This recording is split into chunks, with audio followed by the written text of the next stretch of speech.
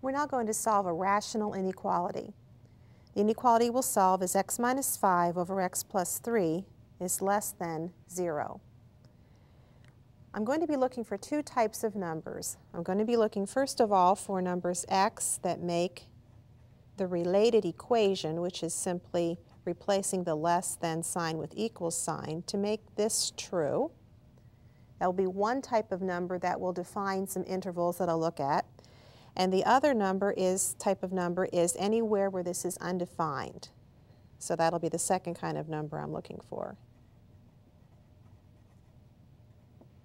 So first of all, let's set this equal to 0. If the fraction like this is equal to 0, then the numerator has to be 0. So x minus 5 would have to be 0. And that means x would have to be 5.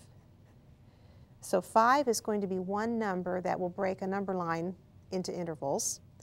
Also, the rational expression here is undefined when x is negative 3, because negative 3 plus 3 would be 0, and we can't divide by 0.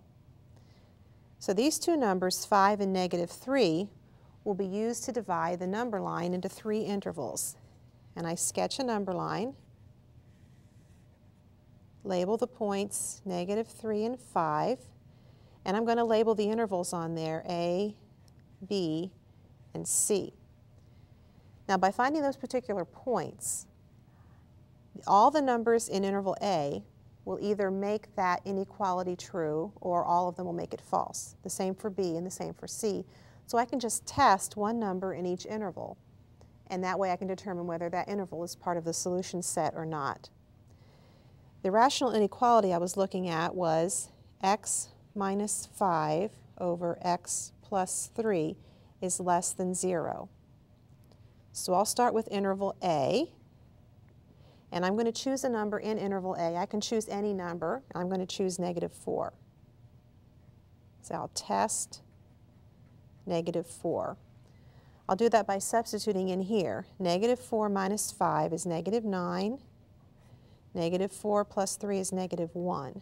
My question is this less than 0?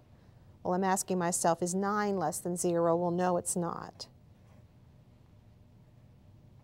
So interval A will not be part of the solution set. Let's try interval B.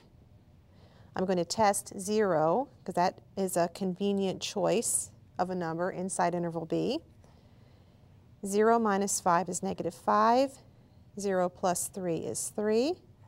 My question is that less than 0? Well, that'll be a negative number. All negative numbers are less than 0, so yes.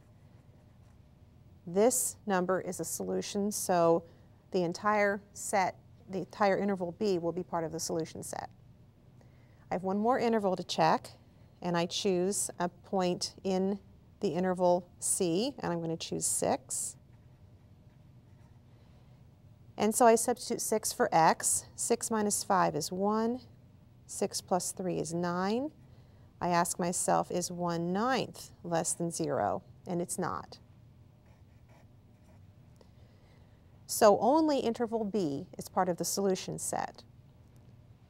So I write the solution set as the set of all x such that negative 3 is less than x is less than 5, or in interval notation, the interval from negative 3 to 5.